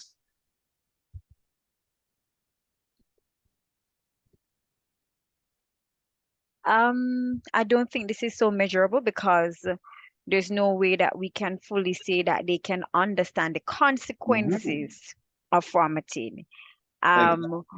Right, we could say that they could identify, they could list, they could outline some of the but to say they understand the consequences, I'm not now. You're absolutely right. Understand is not measurable or observable. So what does understand look like? And again, it's too abstract to be measurable. And I guess, Marsha, where you're in research too, how do you measure that, right? So that's what we would give feedback like that, because it's not measurable. All right. It's almost like trying to measure sugar to an extent. You could weigh it, yes, but like counting you're probably not good. It's too abstract. Yeah. Right. So that's that. Another one, all right, is list the main actions that individuals can take in securing their cyber safety. Measurable. Measurable? It's measurable, yeah. All right. I think there's one more. Describe and assess the main components of the hydrological cycle. Satish, I'm not hearing from you. Tamika, Patrice, Nialo.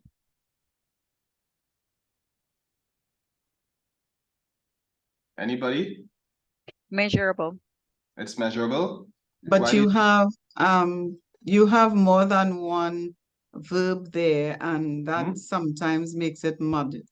Exactly. So it should be one thing, either describe or assess. Shouldn't be two. Correct. All right. Oh.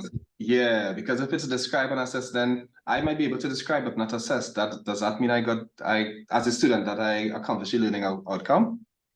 So you see where it could become muddy, as Joy rightfully said. And I think Darren said it in the chat as well. So yes, it's not measurable. So it should be two separate learning outcomes. Correct. Okay. Right. Remember, each learning outcome must have one verb, one main verb, right? So that was the main problem with that. One more. By the end of this course, students will be able to create a balanced dietary plan. Yeah, simple, measurable. Measurable, yeah. Right. It could do with some more details, but it's measurable, right? If the learning outcome is to create a dietary plan, that's okay. You may choose to add a dietary plan for whatever, the context of it. But the main part of the learning outcome is that you want them to be able to create a dietary plan, a balanced dietary plan. All right. So this is what it looks like here in the template. If you put it in the template, implement effective knowledge. So at least that is arguable, but it could pass with a hard shell. Deliver effective innovation pitch proposals. All right. Develop implementable business models. So you see, it goes, now what I wanted to show with this is that it goes over a range of the taxonomy. So you have identify, to develop, and deliver. So it goes from the basic level of identify, which is not common, but the lower levels of Bloom's taxonomy, to the higher levels of, let's say, implement, that's application, and then design and develop, that's creation, and so on. All right. So what I'm going to ask is that you take just about 2 minutes to insert, well, I think you kind of did it already in the chat. But if you have the template that you're working with, just insert a learning outcome there, at least 2 learning outcomes for your particular course proposal. All right.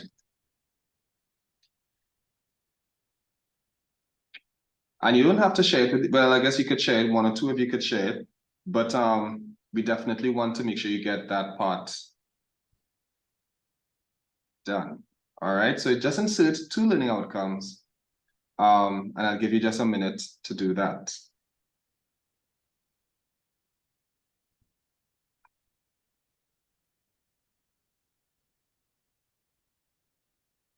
And the reason I spend some time on learning outcomes is because once you get that correct, you it makes it easier for the other parts of your proposal. Because then you know how to make sure things are aligned. Your assessments will be designed based on your learning outcomes. So if I had to pinpoint one core area for your proposal, learning outcomes. Once you get your learning outcomes correct, the other things could kind of be built on that. All right, so we have that. I don't know if anyone wants to share, maybe, I know we shared earlier, so I don't think you need to per se. All right, but just as you may be wrapping up on that, 4 tips, be learner-centric. All right, think of the participants. What do they need to do? And remember, Roger, when you gave the examples of your learning outcomes, I was able to ask you, what is it you want students to do specifically, right? That's a question you can ask yourself anytime you want to know if that learning outcome is measurable. What do you want students to do? And of course, one verb per learning outcome. All right. I think I saw something in the chat, no? Yes. All right, so it's very easy. And of course, if you ever have any problems, you can always contact us. All right. So teaching methods and contact hours. Now, this is what of course, that document with the learning outcomes, the calculation of credit hours and so on will definitely help you.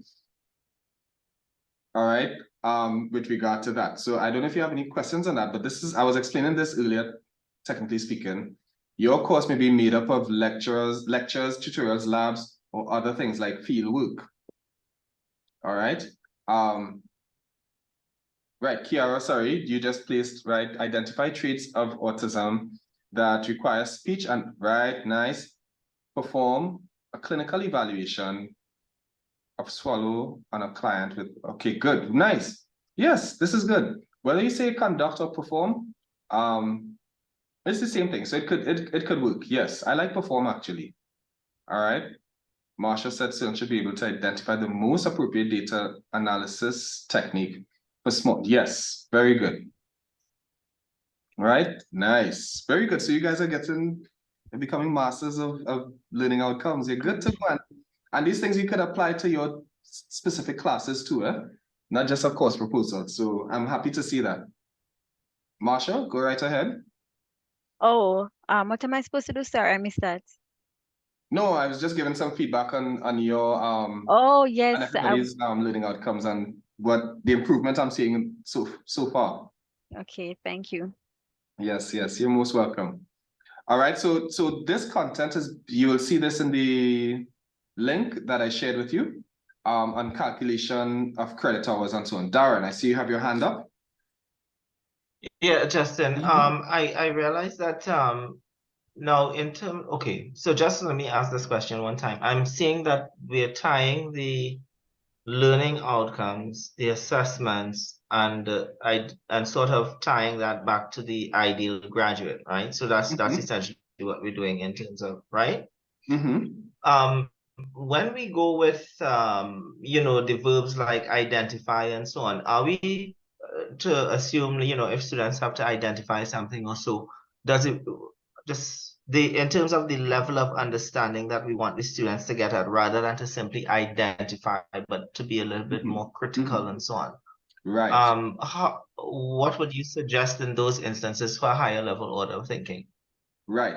Let me go back to that graphic of the taxonomy and so on, because keep in mind the reason some things are higher and some things are lower is because think of it like this: the higher you go,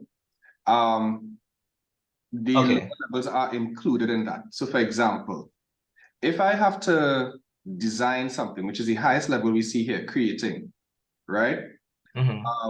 It would mean that I would have to know or remember or describe or you see memorize and remembering there, sorry. I would have to know certain foundational principles in order to create something. Okay. Right? So it takes into account or encompasses the lower levels. So if you say identify is just what it is. But if you say explain, look at what we have here, the difference between, with understanding. Understanding means, well, in Bloom's taxonomy, is to explain or infer or discuss, as opposed to just, okay, you just identify. So yeah, I remember identify is a basic level of recall, and it's like black or white. It's surface level. Can I just, I understand. Thank you. I didn't think. So I'm going to put something in here. In the chat, and you can tell me if this would then, well, I'm thinking that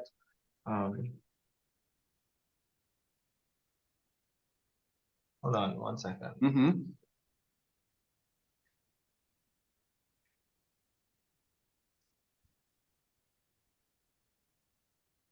Okay, here we go.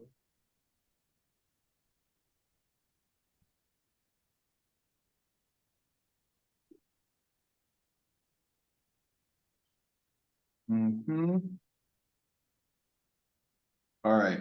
Explain urban poverty, crime, and education using microeconomic theoretical underpinnings.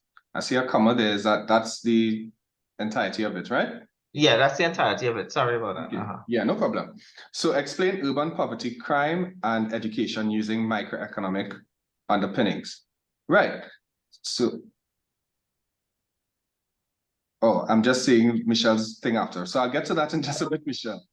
So Darren, your learning outcome, explain. Right. So this will be, this, when you say explain, it would mean that it's more than just identifying the underpinnings. So, for example, they may be prompted to delve deeper. Well, not prompted, they will have to delve deeper. So it's not just, let's say, for example, identifying the surface level. Okay, so if it's a theoretical underpinning, let's say a theory, right? I don't know, you would know theories, right? Right, yeah. Right? So identify will just be like, okay, Marxism or whatever the theory is. Right. But explain now would mean, okay, what are the intricacies of that particular theory or school of thought? Okay. Yeah? And how it applies to microeconomic, I guess, right? So it's within the context of microeconomics. So it's not, you understand? So it goes deeper. You may even go further and say, analyze, right? Okay.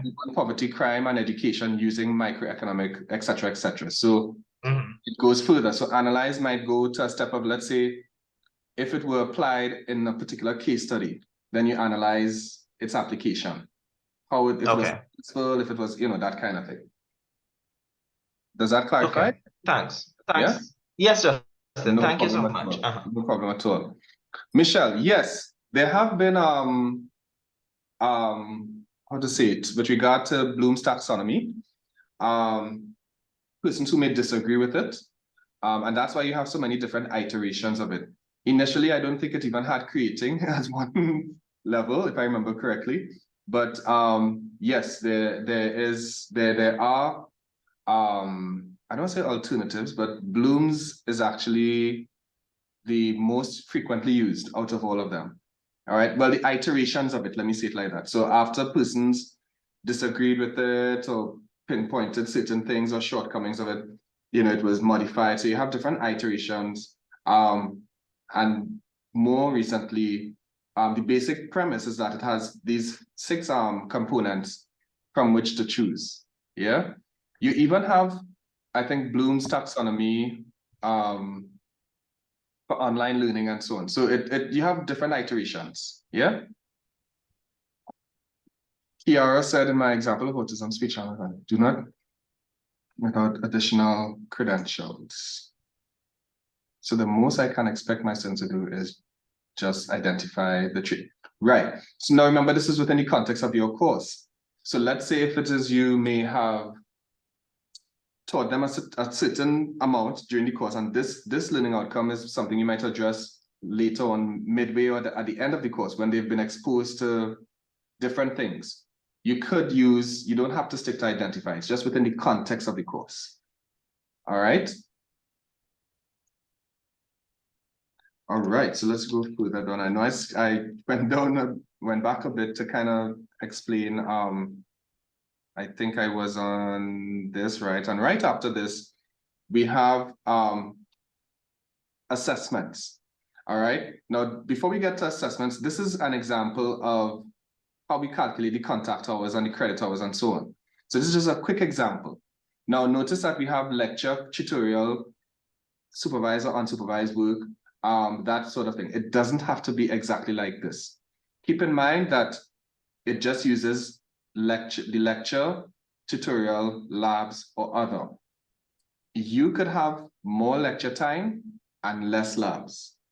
Or you could have more lecture and labs and less tutorials. Or you may have no tutorials at all, you may have something else.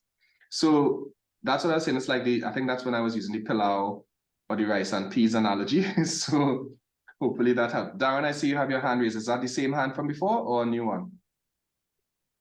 Oh, I think you took it up. Okay, there we go. All right. Sorry. No problem at all, man. All right. And this is another set for an online course.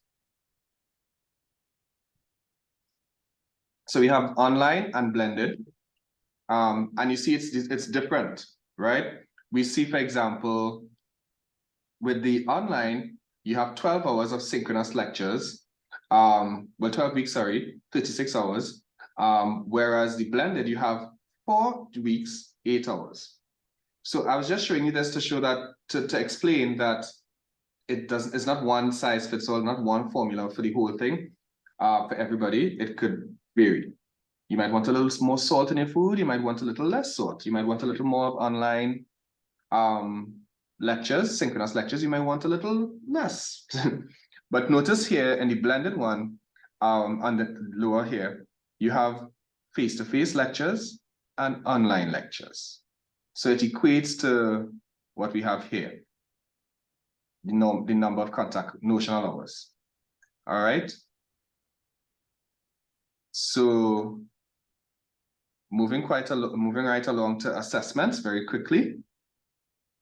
We should wrap up in just about 5 minutes. It shouldn't take long. All right, now assessments. Now you may have your different assessments. What I would recommend that you do is align them to the learning outcomes. That's what this matrix is all about. So you might have a quiz. Which learning outcome does that quiz align with or measure? Remember, your learning outcomes must be measurable. Your assessments will be the instruments that you use to measure. The learning outcomes will be what you're measuring. The assessment items will be how you're measuring. Make sense? Think of research, right? You might have a research question or research questions. What is the method that you're using to get information on those questions? In like manner, you will have learning outcomes. Then what are the assessments or strategies that you will use to measure whether the extent to which those learning outcomes were successfully acquired? Yeah. So let's use the examples from the chat. Oh, sorry. Let's use the examples from the chat. Let's say, Darren, explain poverty, crime, and education using microeconomic theoretical underpinnings. What assessment would only you one crime, just use crime. Okay. What assessment item could you think of to assess that learning outcome? That particular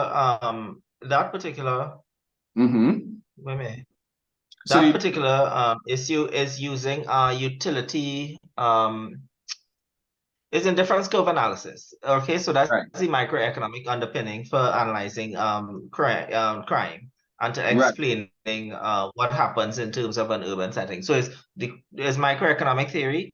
So what I do have actually for that particular assessment is a problem, actually, a worked problem, but it is based on real life example in terms of years of incarceration and so on, but it's a word problem.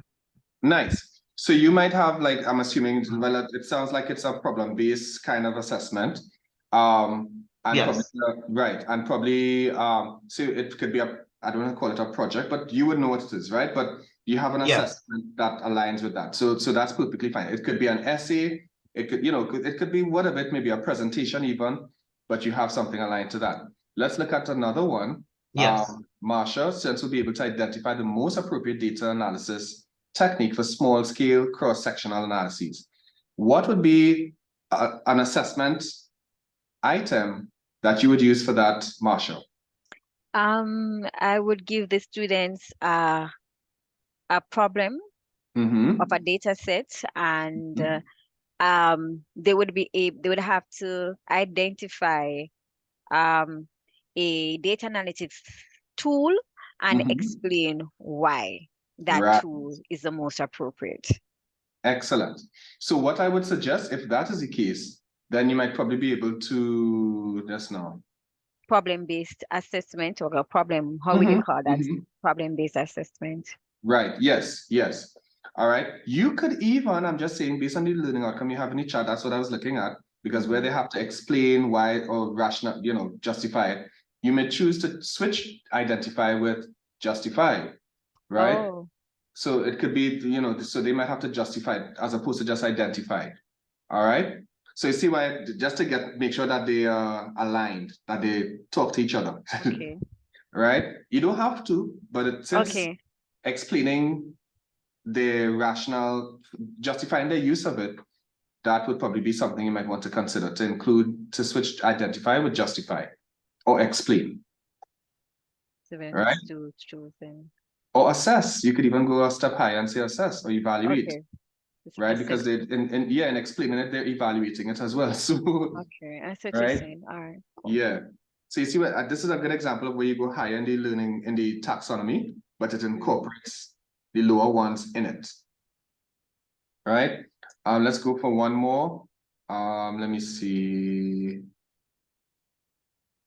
Kiara, identify the traits of autism that require speech and language intervention. Right. What would be an assessment item that would incorporate, that would help measure this learning outcome, Kiara? I'll give them a case study of a prison. That's what I was thinking. Ask them to label or identify, for the sake of being redundant, which traits would garner that person a referral to speech and language therapy. Right, right. Because not every person with autism needs speech and language. Excellent. So you guys have it in the bag, man. So you see, now the thing is, let me just make a point here too, that you don't have to have an assessment item for each learning outcome. Meaning that if you have 6 learning outcomes, you don't have to have 6 assessments. Sometimes one assessment item might cover or be related to 2 or 3 learning outcomes. So that is why you could, when it comes in this particular row, the 3rd row here, you may have 3, 4, 5, or 5, 7, 8. Yeah. So it doesn't have to be one learning outcome specifically. Darren, I see you have your hand up. Thanks, Justin. Just on the weight here, right? This particular question, we decide as the instructors on the weight, or is there a formula that we should be using? Is it formula driven or is subjective? Don't laugh now. No, do you know about it? Is it subjective? Yeah. You decide. Other entities will advise, right? Or okay. Yeah, I want to say something like that. So it may not be solely you. So the process is that you would, in your proposal, you would propose what you think is the weighting of it. Okay. When we look at it, or ACWAC or whichever other entities may look at it, they may find that the weighting is a little bit off. So for example, we've seen instances where it's 30% people, but since working in groups, and or it might be a 10% people, but students working in groups. So then if students working in group and the word count is just 500 words, then you know what I mean? Or there's a mismatch between what is required by the student and the weighting of it. If it's, if it's too, what we found too is if it's too, what's the word I'm looking for, boy? Minuscule or the weighting of it is not substantive, students will just ignore it. So for example, if it's a weekly post of a reflection of something that is worth 0.5 points, right? You're not going to get all students using, making the most of that, right? So, and if of course they do that, then they miss some of the learning outcomes, if that's because of your learning outcomes and your assessment's supposed to be linked. So keep that in mind. So what I always recommend is think of what students have to do and is it worth the percentage or the weighting that you're assigning to it? All right. You understand? Yeah. I understand. I see other hands going up, but since I'm here, let me just follow up with a quick question on that. In instances where I may have a weighting of, let's say, 20% out of the total coursework of 40%, and it's something like that problem I just identified there, right? With that assessment. Right. That assessment comes down to probably the calculation of maybe 2 or 3 figures, values. Right. Which to the average person, that may seem like not a lot required. But in calculating those 3 figures, it might take you days. Right.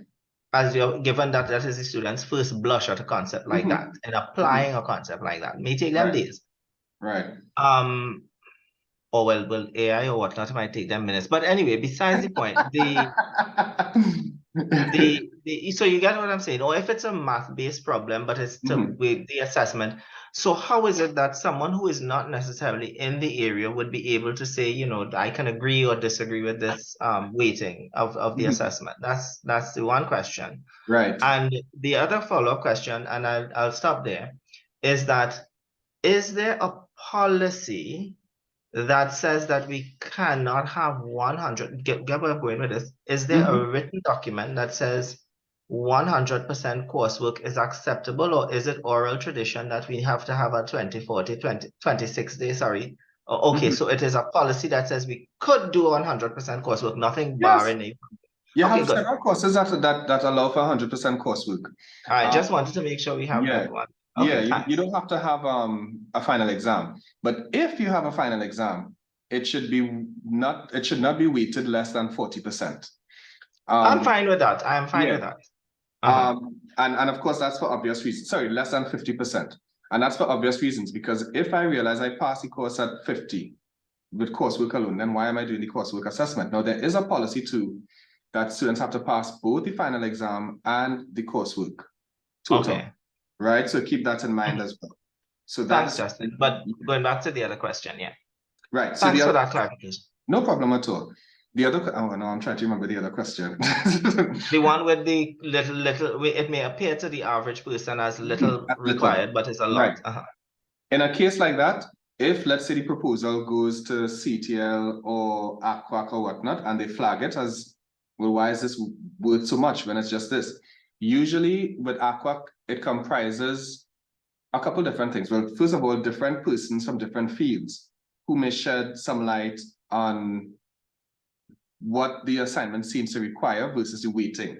So it's not necessarily one person who's outside the field who may not know about it, saying that no, it's too much. It's sometimes it's a sort of sometimes a debate on these things, and it takes long sometimes. And you may have somebody who is related to the field or is somewhat related to the field or is in the field as well, who would justify that no, but it takes so and so, and this is not, it's complicated and whatnot. In which case, if we would either lean towards that, or sorry, not we, but they would either lean towards that, or they would ask for additional details from the course, the lecturer, right? In which case they would come back to you, let's say you are the lecturer, and you would justify accordingly. Now, this is why to avoid that back and forth, why it's so important to put in the description and be as clear as possible. All right, no problem, Susan. So yeah, to be as clear as possible in that regard. All right. So I hope that answered your question, Darren. I see Fabiola, you had, before I move on, just quickly. Fabiola, go right ahead. Hi, okay, so in the case of converting a blended program to an online program, the weighting for in-course exams was distributed 30-30 and a final exam of 40%. That was in the blended format. So in order to make it valid for the online format, can this remain the same, or should that weighting be distributed Let me make sure I understand. So before it was 30-30, 30-30 was what? The in-course? In-course assessments, one was in the form of short answer questions and one was in a project. And then there's a final exam that is 40%. Okay. And there's yeah, and I saw some persons have to leave, and I totally understand that. Let me just put the Mr. Duku, I think you should still be here. Just can you post the link to the evaluation? All right. And yes. Yes, Randy. So yes, so you're saying that it's 30-30. They were online exams, right? Or online assessments, correct? Well, in course. Right. In course. Short answer question and a course project that it was also 30%. And then there was a final exam, 40% exam, which is a written assignment. If it's in an online context, first of all, I would suggest that you don't have high stakes exams online, right? Because, well, I think it goes without saying the potential for collusion and all those different things. So I would probably shy away from the unless it's on a supervised kind of, but then if it's online, it's online. So, so I would avoid the high stakes final exam of 40% and break it down into several components. Yeah, that's one.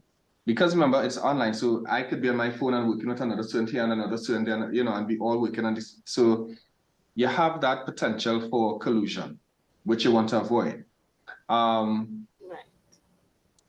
If the assignments are all online, yes, they could be translated to the online environment. If it was a blended or face-to-face course, then you would have to find a way to translate that face-to-face assessment into the online environment. It might be a whole new assessment altogether. It might be, instead of a face-to-face exam, it might be a group project or a virtual presentation, or they might have to write a report or create something, design something and present it, you know? So those are the things that you want to consider. Yeah? Okay. No problem at all. All right, so as we wind down, so this is just for the assessment, an example of what we saw earlier. So assessment type, learning outcomes, weighting, and description. All right, another example. So this is the calendar. And here we get to see when assignments are due. This is important. All right, so keep that in mind. So when assignments are due, that's one of the main things we look at in the calendar, not just the learning activities and so on, but one of the things we look at is what the assignment is, because remember, we got the details earlier. Let's say it's a 5,000 word essay, and the schedule of the assignment. So for example, one of the things we always advise is to avoid scheduling assignments on consecutive weeks. So so notice here, the assignments, they have one due in week 3, then another due in week 5, and another due in week 6. All right, or actually the next column will say 1 in week 3, 1 in week 5, 1 in week 7, sorry, not 6. So they're spaced out, and this allows the student to get feedback on their previous attempts, and also allow for reflection and their learning process and metacognition and so on.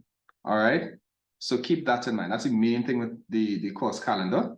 You want to avoid scheduling assignments on consecutive weeks. All right. And of course, well, we spoke about this to some extent, the distinctive UWI graduate. So you could tick whichever boxes apply, and of course the resources. All right, and the financial part, of course, would be the resources, the personnel, basically, the equipment, if the library has to acquire new sources and so on, that is something to consider as well. All right, which is why the library has to review it to know what they have and what they don't have and how to get what they need to get. All right. And just general information. I think we could probably stop here because I'm watching the time. And I don't think it's much really. This is just a little tidbit on the end of the template. And I think that's it. All right, so thus far, we were able to identify the steps in the course program review process. We looked at the components of the course design template. We started designing a UB course on that template, and we looked at aligning course components. All right, next week, we're gonna have our guest presenters from the library, from the bursary, from the quality assurance unit, as well as myself. And they're gonna present on what they look at, what's under their purview. And so you could adjust your proposal to more ably and more efficiently meet their needs. So there's no going back and forth and that kind of thing. We're also gonna talk about or explore the modes of delivery and the updated requirements by the ACTT and other entities, as well as updated forms and guidelines that you need to be aware of. We also have our Laugh Out Loud event. This is going to be a very a nice end to the teaching part of the semester. It's scheduled for the 30th of November, which is, I think, the week where we have no teaching. So you should be free, hopefully. And it's at the TLC, Teaching and Learning Complex. And if you want to participate in it as a group, because there are prizes to be won, hampers, samples of products and so on. You could get massages, you could get food, you could laugh. So we're going to have a good time there. So by all means, please register, and whether to participate or to just attend. And we look forward to seeing you in our, not just this event, but even next week's part 2. All right. And please remember to complete the workshop evaluation. All right. That was just in case you fell asleep. So no, I didn't fall asleep, Justin. I had a question. So great. Have a good afternoon, everyone. And let me just stop the recording. And if you have any questions, feel free to contact me. Justin,